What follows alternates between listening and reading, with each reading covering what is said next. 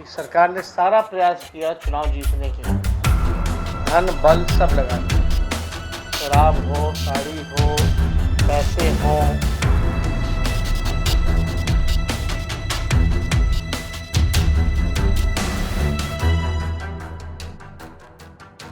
नमस्कार, आप live cities देख रहे हैं।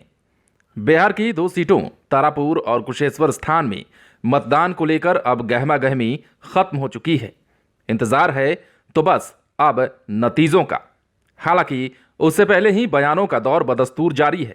सत्ता पक्ष और विपक्ष के नेता अपनी अपनी भविष्यवाणी कर रहे हैं और कई तो पक्का दावा भी। राजद की बात करें तो ये चुनाव पार्टी के लिए आर और पार की लड़ाई है। ऐसे में तेजस्वी और खुद लालू प्रसाद यादव कोई चूक नहीं होने देना चाहते थे। तेजस्वी यादव ने तो कह भी दिया था कि कोई भी गड़बड़ी हुई तो उनका हेलीकॉप्टर तैयार रहेगा। खैर, अब इन 2 सीटों पर जीत किसकी होती है वो 2 तारीख को पता चल जाएगा। नीतीश कुमार के लिए जहां ये दोनों सीटें सेटबैक साबित होंगी, तो वहीं दूसरी ओर राजद के लिए इन सीटों को जीतना बहुत जरूरी हो गया है। दावा तो यह भी किया जा रहा है कि इन्हीं 2 सीटों को जीतकर राजद बिहार में अपनी सरकार बना लेगी।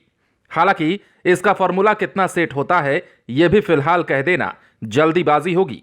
हम लोगों ने कल भी कहा था कि सरकार ने सारा प्रयास किया चुनाव जीतने के लिए, धन बल सब लगा दिया, शराब हो, साड़ी हो, पैसे हों।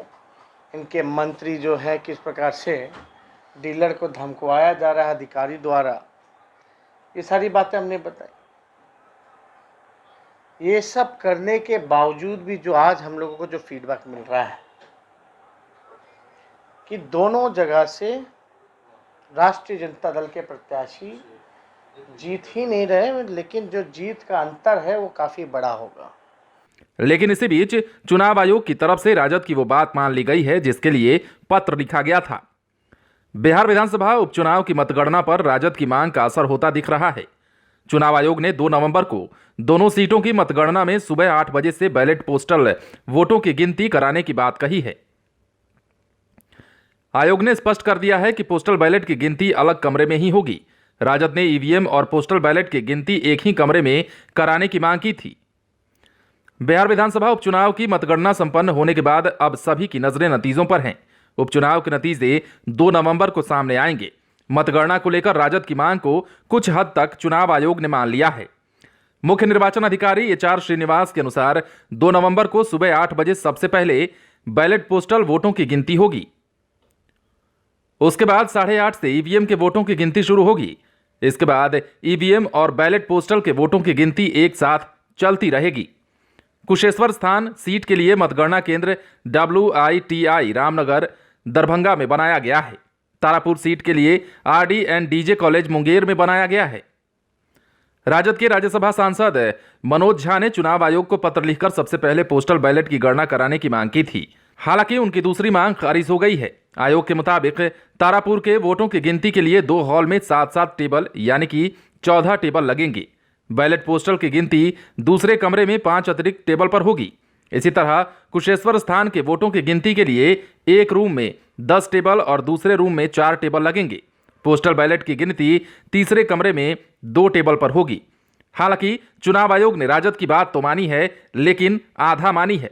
राजद के अनुसार वोटों की गिनती एक ही कमरे में कराई जानी थी, जिसमें बैलेट पोस्टल की गिनती भी होनी थी और ईवीएम के वोटों की गिनती भी होनी थी।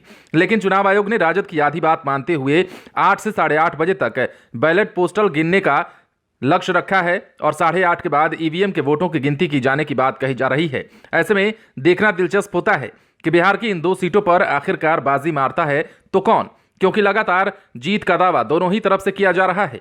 सत्ता पक्ष के नेताओं के द्वारा भी जीत का दावा किया जा रहा है, तो वहीं तेजस्वी यादव और उनके गठबंधन के सभी नेता भी जीत का दम भर रहे हैं।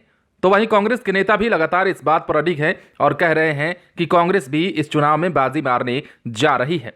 सभी के दावों की बात तो आपने सुन ली, पर नतीजा क्या आता है वो भी देखना दिलचस्प होगा। आप बने रहें लाइव सिटीज के साथ। यदि आपने इस चैनल को सब्सक्राइब नहीं किया है तो सब्सक्राइब कर लीजिए ताकि हम आपको खबरों से अपडेट रख सकें।